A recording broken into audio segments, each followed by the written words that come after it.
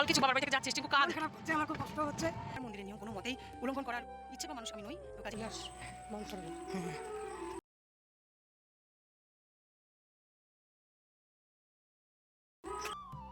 Hello বন্ধুরা, কেমন আছো তোমরা?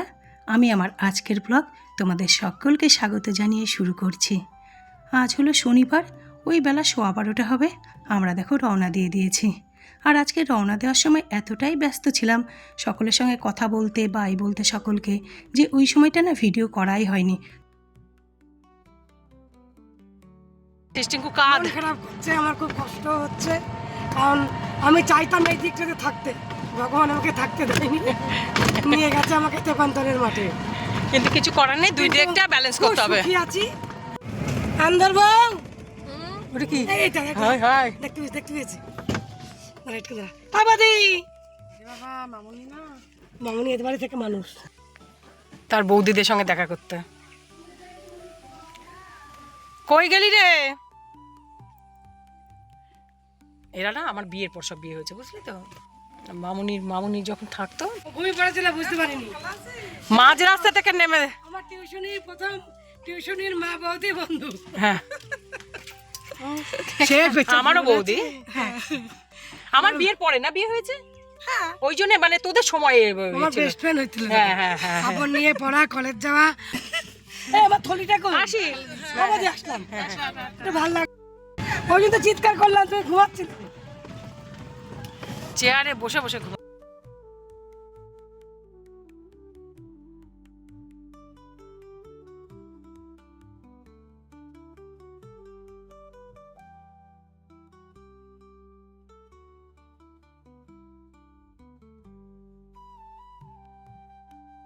স্টেশনে পৌঁছানোর সঙ্গে সঙ্গে জানো তো এত ঝমঝমিয়ে বৃষ্টি হলো, কি বলবো। আমি আর টিঙ্কু দেখো পুরো ভিজে গেছি। একটা ছাতা হাতের কাছে ছিল, ওটা ফুল মাথায় দিয়ে টিকিট কাটতে গেল। আর আমাদেরও দুজনের ছাতা আছে দুটো, কিন্তু ব্যাগের এত নিচে পড়ে গেছে যে সেটা বার করতে করতে দুই বোনে পুরো ভিজে স্নান করে গেলাম, জানো তো।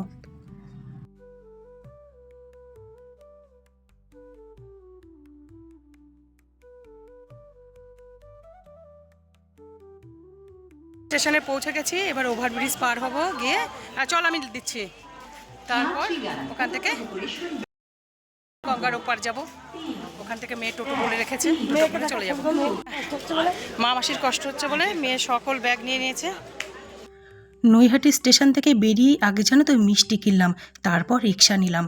আজকে পায়রাডাঙ্গা স্টেশনে ঢোকার আগ মুহূর্তে এত বৃষ্টি হলো যে আমরা না ওখান থেকে মিষ্টি কিনতেই পারিনি। আর ওদিককার মিষ্টি কী ভালো, কিন্তু কী করব, বৃষ্টিতে কিনতে পারিনি। আর বন্ধুরা, তোমরা তো অনেকেই রাস্তাটা দেখে বুঝতেই পারছো, দেখতেই পাচ্ছ কার সামনে দিয়ে যাচ্ছি। বড় মায়ের সামনে দিয়ে যাচ্ছি।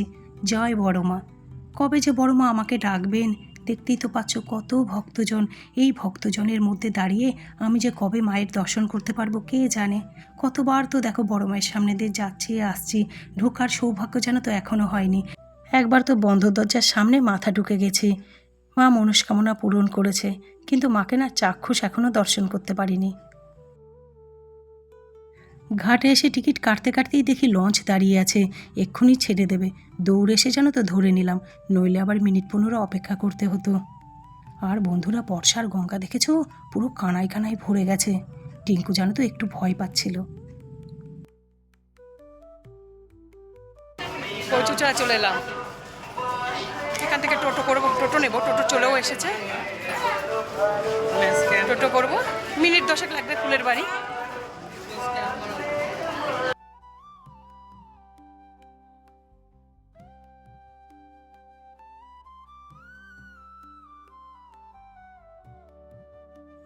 ফুলের বাড়ি পৌঁছে গেছি না বেশ খানিকক্ষণ আগে। বাড়ি থেকে 12:15 নাগাদ বেরিয়েছিলাম, আর ফুলের বাড়ি একদম 2টোর মধ্যে পৌঁছে গেছি। তারপর এসে স্নান করলাম, খাওয়া দাওয়া করলাম, একটু রেস্ট নিলাম। এখন একদম বিকেলবেলা। ফুল বলল, মা তুমি তো মন্দির দেখতে ভালোবাসো, চলো তোমাকে মন্দির দেখিয়ে নিয়ে আসি। আজকে আবার প্রসেনজিৎ বাড়িতে এসেছে।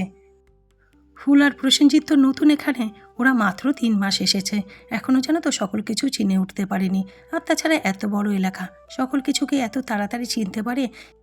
ফুল যেন তো একজন খুব ভালো পিসি পেয়েছে, সে ফুলের রান্না বান্না সকল কিছুতে হেল্প করে। তো সেই পিসিই আমাদেরকে নিয়ে এলো। ফুলের পিসি, আমি দিদি বলেই ডাকি। ওই যে আগে আগে যিনি গেলেন উনি হলেন ফুলের পিসি। আচ্ছা রেগে গেছো? রেগে গেছে, রেগে গেছে। তুমি রেগে গেছো? জানো তো, আমরা তো জানতামই না যে এই মন্দিরে ঢোকার সময় মাথায় ঘোমটা দিয়ে ঢুকতে হয়। আর আমরা তো কুর্তি পরে চলে এসেছি, কোনো ওড়না নিয়ে আসেনি। শেষে জানো তো, এই মন্দিরের বাইরে দেখছি একটা দোকান আছে, সেখানে 10 টাকা করে ওড়না ভাড়া পাওয়া যায়। সেখান থেকেই ওড়না ভাড়া নিয়ে তারপর মাথায় দিয়ে ঢুকলাম। আর দিদিও না বলতে ভুলে গেছে, দিদি ওই জন্যই শাড়ি পরে এসছে।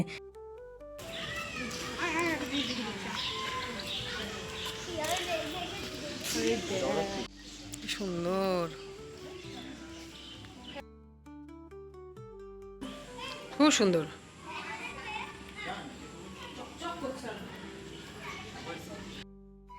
দিদির কথা মতো জানো তো, ফুল আর প্রসেনজিৎ আমাদেরকে এত সুন্দর একটা জায়গায় নিয়ে এলো না, আমাদের দুই বোনের জানো তো মন প্রাণ ভরে গেল একদম। কি সুন্দর দেখো জায়গাটা, পরিষ্কার পরিচ্ছন্নতা, নিরিবিলি, কত সুন্দর। এই বিল্ডিংটা দেখছো, এরকম বিল্ডিং জানো তো মন্দির চত্বরে প্রচুর আছে। আর ছাদটা দেখো, হালকা ওই বিদেশিদের বিল্ডিংয়ের মতো, মনে হচ্ছে যেন বিদেশিরা এখানে এসে থাকে। আর রুমগুলো জানো তো ওরকম টাইপের। দিদি, ওঠো, এসো। হ্যাঁ খুব সুন্দর জায়গায়। তো এইখানে তো তোমার খালি মাথায় উঠতে দেয় না, আসতে দেয় না। হ্যাঁ ওড়নাটা লাগে, তা মানে আর আমরা না এক একটা কুর্তি পরে চলে এসেছি, আমরা বুঝতে পারিনি যে এখানে ওড়না লাগে। তাই জন্য গেটের কাছ থেকে আবার যারা ভুলে যায় আমাদের মতো বা জানে না, তাদের জন্য 10 টাকা করে ভাড়া দিয়ে এক একটা ওরকম ওড়না নিয়ে নিয়েছি সকলে। এখানে ওড়না দিয়ে তারপর মন্দিরটায় ঢুকতে হবে। চলো তোমাদেরকে মন্দিরটা দেখাচ্ছি, কি অসাধারণ মন্দিরে দিদি আমাদেরকে নিয়ে এসছে।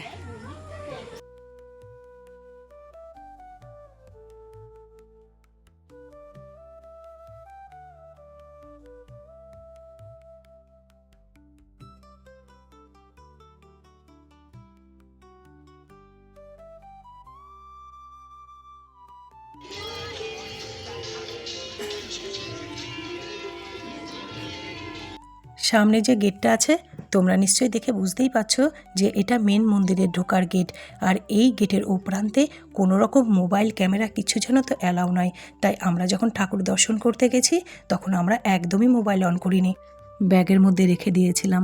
আর কি সুন্দর সিস্টেম জানো তো, আমরা যখন ওই গেটের কাছে যাচ্ছি তখন সামনে জানো তো ছোট্ট একটা জলাশয়ের মতো, সেখানে পা দিয়ে তারপর গেটের ও প্রান্তে যাওয়া যায়। মানে পা ধুয়ে তারপর ঠাকুরের ওখানে যাও, কি সুন্দর সিস্টেম।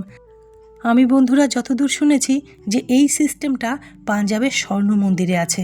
আমি জানি না, কারণ আমি তো কখনো ওখানে যাইনি, তবে অনেকের মুখে শুনেছি ওখানেও নাকি এরকম পা ধুয়ে তারপর ঠাকুরের কাছে যাওয়া যায়। তো এইখানেও না সেম সিস্টেম দেখলাম, কি ভালোই না লাগলো। আর বন্ধুরা মন্দিরটা দেখছো না, এই মন্দিরের নিচেও জানো তো মন্দিরের গর্ভগৃহ আছে, সেখানেও বিশাল মন্দির, ঠাকুর, কত কিছু জানো তো, কি ঝকঝকে তকতকে, সেখানেও একদম এরকমই সাদা ঝকঝক করছে। সেখানেও পুরোহিত মশাই আছেন। আর সেখানেও জানো তো মন্দির ট্রাস্টির লোকজন জায়গায় জায়গায় বসে আছেন, মানে ভক্তজন কোন সিঁড়ি দিয়ে নিচের দিকে যাবে, আবার মন্দির দর্শন করে প্রণাম করে ঠাকুর কোন সিঁড়ি দিয়ে উপরের দিকে উঠে আসবেন, সকল কিছু ওখানে বলে দেওয়ার লোকজনও আছে। খুব ভালো লাগছে। ওই দেখো আরেকজন বসে পড়েছে একদম ছবি তুলবে বলে, আগে ওর ছবিটা তুলে নেই। পদে পদে লোক আছে।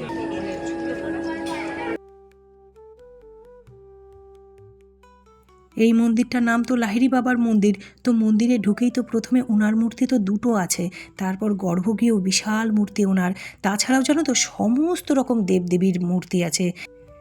এই মন্দিরটা হলো শ্রী রামচন্দ্রের মন্দির। তাছাড়া এখানে মা কালী আছে, লক্ষ্মী আছে, সরস্বতী আছে, জগন্নাথ আছে, শিব আছে, আরও আরও আরও সকল ঠাকুর জানো তো আছে। আমি নাম অত বলতেও পারলাম না, মানে আমরা যে সকল ঠাকুর জানি তার প্রতিটা ঠাকুর জানো তো এখানে আছে। খুব ভাল লাগা কাজ করলো, অপূর্ব লাগলো, একরাশ ভাল লাগা নিয়ে ফিরছি। আর এই যে ওড়নাটা এখন দোকানে যেখান থেকে ভাড়া নিয়েছি সেখানে ফেরত দেবো, তারপর টোটো করে দেখি ইচ্ছে আছে ব্যান্ডেল চার্চে দেওয়ার। চলো, যেহেতু টাইম একটু হাতে ছিল, অনেকটাই বেলা ছিল, তাই জন্য প্রথমে ভেবেছিলাম আমরা ব্যান্ডেল চার্চে যাব, কারণ বোনের খুব ইচ্ছে ছিল ওখানে যাওয়ার। কিন্তু আমরা শেষ পর্যন্ত জানো তো ব্যান্ডেল চার্চে যাইনি, আমরা আরেকটা দিকে গেছি। এই মন্দিরটা জানো তো, এই লাহিড়ী বাবার মন্দিরটা শহরের থেকে অনেক দূরে, অনেক গ্রামের ভেতরে। তো এই সাইডে জানো তো জানকী দেবী আশ্রম বলে একটা আশ্রম আছে। তো এই মন্দির থেকে বেশ খানিকটা দূরে, কিন্তু একই দিকে। তাই জন্য টোটোওয়ালা দাদা বলল চলুন ওইটা দেখে নেবেন, পরে কখনো ব্যান্ডেল চার্চে যাওয়া যাবে, ওইটাতে চলুন, ওখানেও খুব ভাল লাগবে। তো আমরা ওই আশ্রমে চলে গেছিলাম।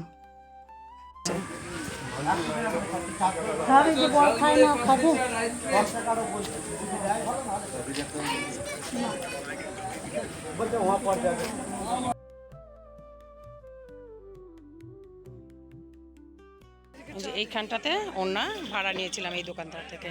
এখানে এরকম ওড়না ভাড়া পাওয়া যায় 10 টাকা করে। মন্দির খুব সুন্দর ঘুরেছি। এবার আমরা একটুখানি চা খাবো। চা ওখানে ঘুগনি হচ্ছে, ঘুগনি দেখে গরম গরম ঘুগনি, নিরামিষ ঘুগনি দেখেই খেতে ইচ্ছে করলো। চা আর ঘুগনি খেয়ে আমরা এখন যাচ্ছি গায়ত্রী মন্দিরে। আর জায়গাটা দেখে বুঝতেই পারছো বেশ গ্রাম গ্রাম, আর প্রচুর জঙ্গল আর জলাশয় ভর্তি। কি জানো, গায়ত্রী মন্দির। আমরা এখন এলাম গায়ত্রী মন্দির।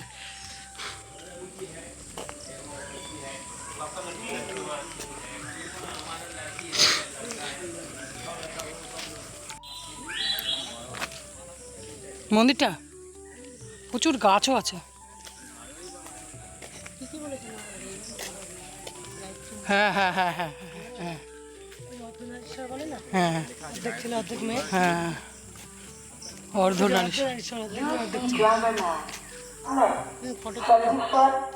বাড়িতে আছে তো একটা বোধ হয়। হ্যাঁ সকাল ওখানে ভৈরলক্ষ্মী এসব আছে ওদের।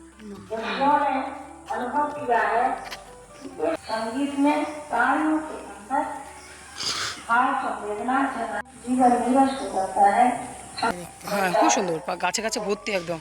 কত ফলের গাছ দেখো, আম গাছ না বেশিরভাগ। দেখো ওই গাছের মধ্যে গাছ উঠে গেছে দেখো। এই মন্দিরটাও খুব সুন্দর। হ্যাঁ পুরো গোশালা, এটা দেখো কত বড় গোশালা, কি বিশাল সিং। এটা পুরো গোশালা। এই মন্দিরটাও জানো তো বেশ সুন্দর। এই মন্দিরটা যত সম্ভব মারোয়ারি মন্দির। চারিদিকে জানো তো ছোট বড় নানা রকম ঠাকুরের মূর্তি রয়েছে। কত বড় গোশালা দেখতে পেলে। আর জঙ্গল, বিশাল এলাকা জুড়ে মন্দিরের এলাকা, পুরো জঙ্গল জানো তো। আর এই জঙ্গলের মধ্যে একটা মন্দিরে আমরা যাচ্ছি দর্শন করতে। এই জঙ্গলের মধ্যে আরও মন্দির আছে, তো আমরা আর অত জঙ্গলে যেতে পারিনি।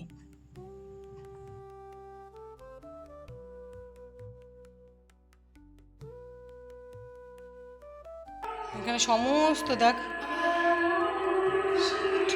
শিবেরই বোধহয় রূপ নাকি। হ্যাঁ হ্যাঁ শিবেরই নানান রূপ।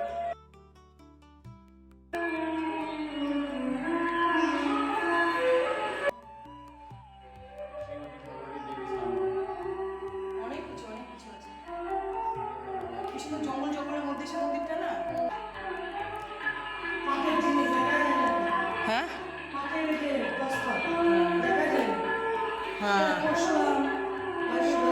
সব সব সব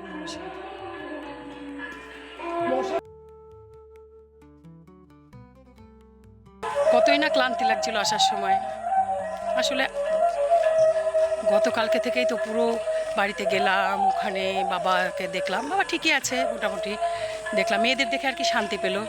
তো তারপর বোনের বাড়িতে গেলাম, আমার মেয়ের বাড়িতে এসেছি। তারপর এসে না দুপুরবেলাটা চলছিল না শরীরটা, মেয়ের জোরেই এলাম, কিন্তু এসে খুব ভালো লাগলো। দুটো মন্দিরই অসাধারণ লাগলো। আমি তো এখানে নতুন, একদমই মন্দির সম্বন্ধে জানি না। তবে দিদির মুখে যতটা শুনলাম, এই যে গায়ত্রী মন্দির, গায়ত্রী দেবী যিনি, এই যে মন্দিরের মধ্যে দেখো ছোট ছোট ছোট ছোট অসংখ্য মানুষের মূর্তি আছে একটা জায়গায়। এটা নাকি পুরো গায়ত্রী ফ্যামিলি, গায়ত্রী দেবী যিনি তার ফ্যামিলি, দিদির মুখে যতটুকু শুনলাম। কি ক্লান্তটাই না লাগছিল বেরোনোর আগ মুহূর্তে, একদম বেরোতে ইচ্ছে করছিল না। আর এখন মনে হচ্ছে না এলে মিসই করতাম। কি ভালোই না কাটলো বিকেলটা।